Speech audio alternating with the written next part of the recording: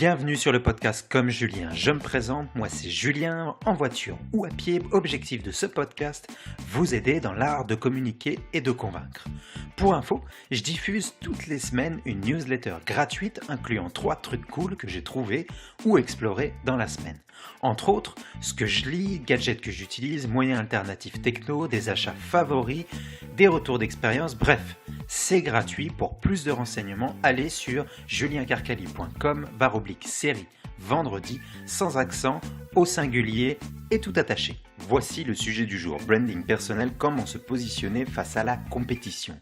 Mon invité du jour est Tatiana Saint-Louis. Consultez juliencarcali.com/24 pour approfondir ce dont nous allons discuter durant cet épisode et le partager avec quelqu'un de votre entourage. Voici une courte biographie de mon invité. Littéraire de formation, Tatiana a toujours cru qu'elle allait devenir professeure d'université. En entrant sur le marché du travail, elle réalise que naviguer dans le paysage de l'emploi est plus complexe que cela en a l'air. Le monde universitaire est, selon ses propres mots, cérébral et théorique, et tout ce qui est pratique comme la vente, la promotion de soi, le branding personnel, doit s'apprendre par soi-même et au fil de ses propres expériences parfois négatives. Et, toujours selon ses mots, c'est encore plus difficile en tant que femme. De ce constat est née Aime ta marque, initialement à titre de blog, de ressources pour partager avec d'autres femmes des choses qu'elle aurait aimé savoir avant de se lancer en communication et en marketing. De fil en aiguille, elle a commencé à faire du coaching en ce qui concerne l'image de marque. Elle a aussi créé des formations, notamment sur le marketing de contenu et l'utilisation du blog pour promouvoir sa marque personnelle. Aujourd'hui, elle gère encore le blog Aime ta marque avec pas moins de 10 autrices qui y participent, une communauté privée, et elle continue à valoriser ce blog pour éventuellement en faire son activité principale. Bonjour Tatiana, sur ton site, tu définis le branding personnel comme la pratique d'appliquer à une personne les concepts que l'on réserve généralement aux marques d'entreprise. Le tout dans le but de créer et gérer son propre positionnement sur le marché. Pourrais-tu m'en parler un peu plus? Comme une marque crée son propre branding qui est établi sur sa mission, ses valeurs, mais aussi ce qu'elle désire projeter dans l'œil du client ou du consommateur, de ses prospects, une personne qui évolue dans le domaine professionnel, que ce soit à titre d'entreprise, d'entrepreneur ou moi, dans mon cas, ce serait de femme de carrière également. On doit également se positionner par rapport à la compétition selon des valeurs, des conditions, des missions qui sont propres à nous. Et donc, de ce côté-là, le branding personnel, ça rejoint un peu la même façon qu'on créerait une marque pour une entreprise. Et moi, ce que j'aime toujours dire, c'est que le branding personnel, ça représente un continuum dans l'histoire d'une personne qui est à la fois la jonction entre le passé, le présent et le futur. Dans un sens, les aspirations qu'on a pour nous-mêmes, nos aptitudes, ou en anglais, on parle de nos skills, et les perceptions qu'on a de nous-mêmes et que les autres ont de nous. Donc, c'est une espèce de mélange entre qui on veut devenir et qui on est, et aussi comment les autres nous perçoivent. Et je trouve que c'est justement une bonne façon de voir comment on peut se différencier de notre compétition.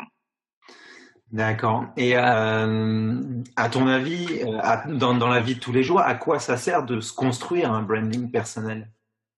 Il faut juste penser à la dernière fois que vous avez envoyé un CV pour une offre d'emploi ou justement été en compétition avec d'autres gens dans votre domaine pour obtenir un client ou une soumission.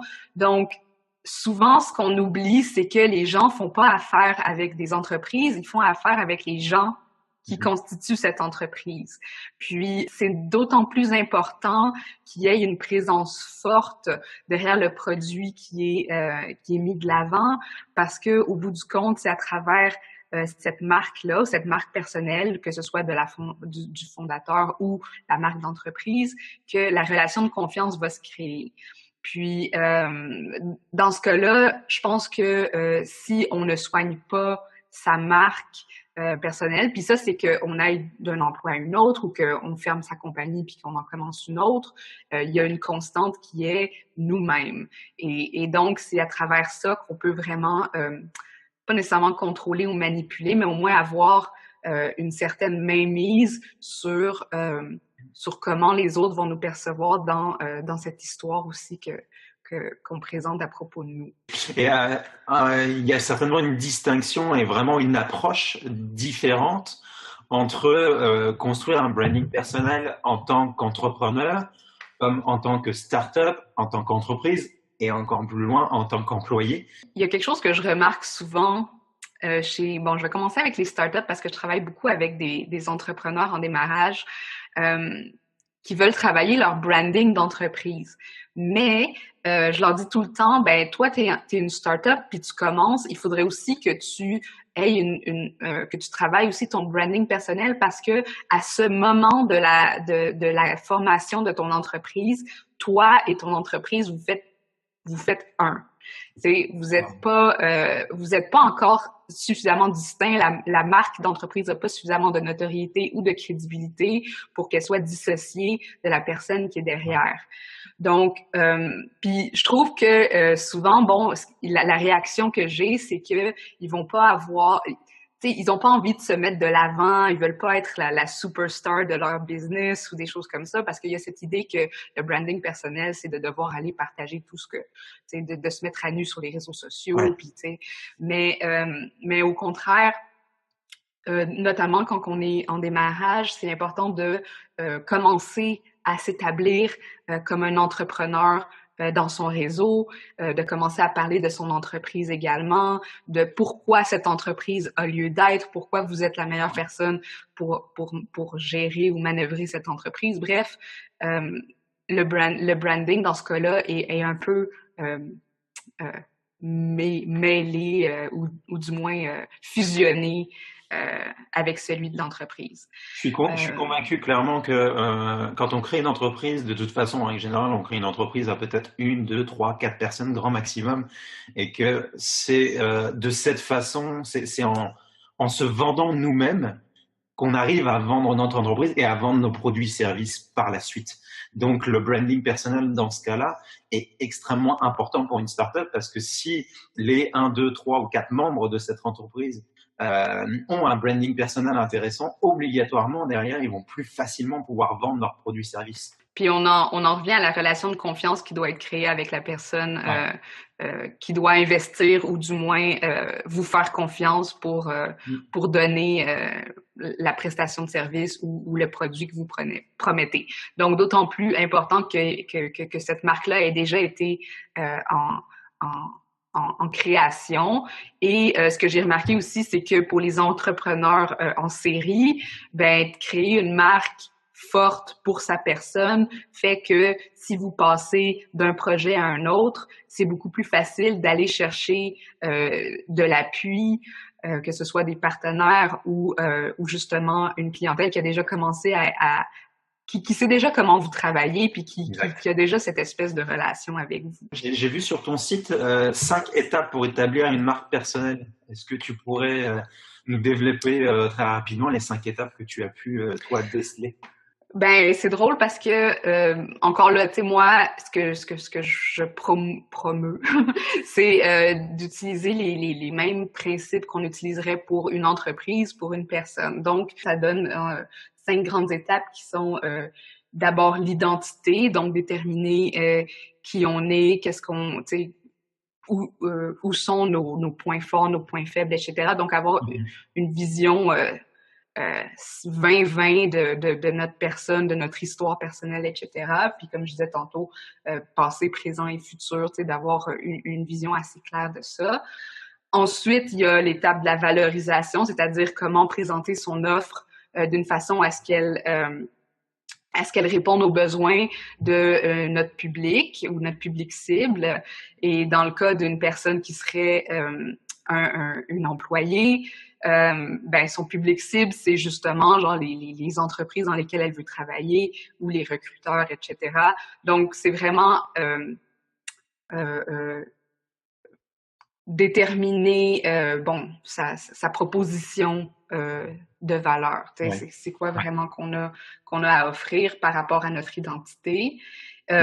Troisième étape, la communication naturellement. Donc là, c'est toute la stratégie de promotion autour de ces 2 points précédents, que ce soit par les réseaux sociaux, que ce soit une refonte de son site web, etc., genre avec un logo aussi si nécessaire. Aussi, les stratégies de one-on-one. Est-ce que je vais aller faire des podcasts ou des choses comme ça? Est-ce que je vais approcher certains professionnels dans mon industrie, etc.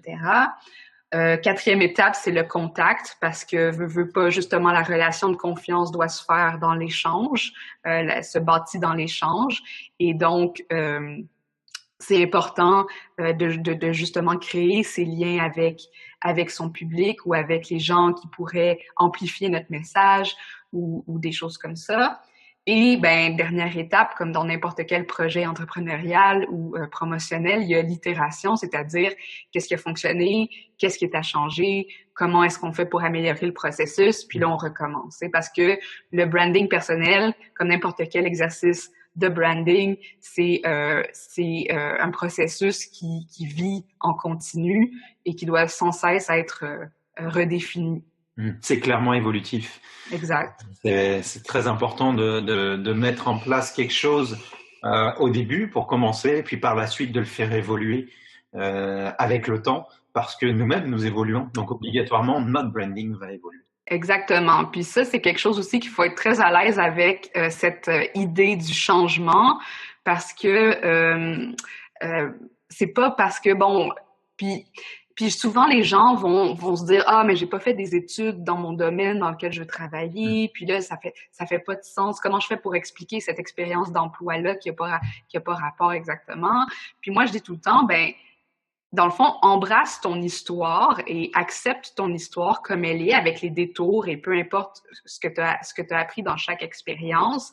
Puis c'est comment, là, je vais utiliser un anglicisme, mais package, ou tu sais, rendre tout ça cohérent pour que l'histoire et les changements d'idées semblent être justifiés d'une certaine façon, mais tout le monde sait que une personne peut changer d'idée n'importe quand, puis soudainement, tu sais, comme elle a suivi une voie, puis là, finalement, au bout de cette voie-là, c'était pas là qu'elle s'est trouvée, puis ça a ouvert d'autres portes, etc. On a toujours l'impression que le parcours, que ce soit d'un employé, d'un entrepreneur, d'une entreprise, est rectiligne. Que ça passe d'un point A à un point B, puis il y a très peu de mouvement là-dedans, mais en fait, non. Il y a énormément de changements dans une carrière, et puis c'est très bien ainsi. Puis l'objectif, c'est encore une fois, comme tu l'as dit, d'être cohérent là-dedans. Petite question que j'avais, tu parlais de communication, tu as parlé de logo pour une entreprise, et je me demandais si tu avais des petits conseils à donner pour l'image. Enfin, je pense par exemple à LinkedIn, l'image qui a un petit rond. Et, bon, il y a des personnes qui, la majorité proposent des images, leurs photos plutôt bien faites, mais il y a des personnes qui proposent une image avec leur chien, avec leur chat, Est-ce que tu as des petits conseils à donner sur ce genre de choses? Oui, justement, j'ai fait un live là-dessus hier sur ma page Facebook. Ah, ben voilà, ça tombe bien. Donc, pas de chien, pas de chat. LinkedIn est un réseau professionnel et, bon, là, on parle de LinkedIn, mais dans le sens, l'image qu'on projette, dans le fond, c'est notre vitrine, surtout avec le web. Maintenant, on est sur le web 24 heures sur 24, 7 jours sur 7. Les employeurs peuvent nous trouver de partout dans le monde. Tu sais, on peut avoir des opportunités de partenariat qui viennent tu sais, à toute heure, à tout moment. Et donc, soigner son image d'une façon à ce qu'elle représente la personne que vous montreriez dans une soirée de réseautage ou dans une entrevue d'emploi ou peu importe, et ne pas avoir de... Tu sais, c'est pas le moment d'être cute ou drôle ou de faire de l'esprit en espérant que vous allez vous trouver des copains pour aller jouer au golf ou des choses comme ça. Tu sais, sur LinkedIn, exemple, là, moi, là, c'est image professionnelle prise par une photographe professionnelle. Okay. Si vous euh, si vous voulez que les gens vous fassent confiance puis qu'ils vous donnent votre argent, ben tu sais, je pense qu'il y a un certain niveau de respect à mettre par rapport à qui vous présentez comme visage public. D'accord. Et bon, là, on parle de l'image, mais est-ce qu'il y a des choses, selon toi, à ne pas faire? Il y a des grands, il y a peut-être deux grands no-no, là. OK. Puis la première, c'est naturellement être inauthentique, c'est-à-dire d'essayer d'imiter une image ou quelque chose, pas nécessairement une image, mais un brand ou une façon d'être qui ne serait pas nous, parce que, bon, on aimerait émuler telle personne ou avoir, tu sais, on voit que telle personne fonctionne parce qu'elle est comme ci ou comme ça. Ouais. Mais ça, c'est la première grande erreur parce que, ben, vous allez premièrement pas être capable de maintenir ça à la longue, sur le long terme. Et deuxièmement, les gens vont voir l'inauthenticité à 100 000 à la ronde. Donc être inauthentique. Et il y a l'autre chose aussi, je me rappelle plus, je sais pas si c'était dans le livre de Gary Vaynerchuk que j'ai lu ça, mais je trouvais que c'était vrai parce que moi j'appelle ça mentir, mais il met ça sous le terme de fake it till you make it, de pourquoi c'est pas quelque chose qu'on devrait continuer à promouvoir comme idée. Non seulement parce que c'est inauthentique, mais deuxièmement parce que en plus, maintenant avec les réseaux sociaux, bon, les gens vont vous découvrir. Puis il n'y a rien de pire que de brimer cette relation de confiance. Donc c'est vraiment se tirer dans le pied, d'essayer de modifier les faits et de mentir de cette façon-là en se disant ouais, mais à un moment donné, je vais en arriver là. Puis c'est seulement en montrant que je suis mieux que ce que je suis maintenant que je vais obtenir des contrats, etc., etc. Donc, mentir, fake it till you make it, c'est pas nécessairement des choses que je conseillerais aux gens de faire en termes de branding personnel. Puis, je vais juste rajouter une petite chose que je trouve qu'en plus, puis là, avec tout ce que les gens ont fait, les stories Instagram, les YouTube que tout le monde peut faire de son salon ou peu importe, ça montre que les gens veulent consommer du contenu qui est vrai aussi, qui veulent voir des personnes qui sont vraies et que l'esthétisme ou le super léché ou ce qui a l'air faux va pas marcher de toute façon. Pour mettre en place vraiment un branding personnel, quelles sont les pratiques que toi tu ferais? Bon, ben là, c'est sûr que moi, les deux outils que j'utilise le plus, puis là, c'est des grands outils, mais vous allez voir, ça se décline. Il y a le marketing de contenu, naturellement. Moi, je veux dire, le branding personnel va avec le marketing de contenu, selon moi. Puis là, quand on parle de marketing de contenu, c'est partout où est-ce qu'on peut s'établir comme un expert ou parler de notre expertise du genre le blog, les séries vidéo, les réseaux sociaux, etc. Genre, tous ces outils-là qui font ensemble qu'on on peut présenter notre valeur sans se vendre ou sans vendre notre produit ou nous-mêmes d'une façon qui est trop directe. Donc, créer de la valeur ajoutée de ce côté-là va nécessairement faire que notre nom va circuler et qu'éventuellement, on va pouvoir se positionner de plus en plus comme expert, notre crédibilité va augmenter, notre notoriété va augmenter par la même occasion. Et moi, personnellement, ce que j'aime beaucoup utiliser ces temps-ci, c'est les groupes Facebook. J'ai créé un groupe récemment en parallèle à Aime ta marque. Là, c'était suite à tout ce qui s'était passé avec l'algorithme, là, Facebook. On se disait, est-ce que les pages d'entreprise, on devrait mettre des efforts dedans?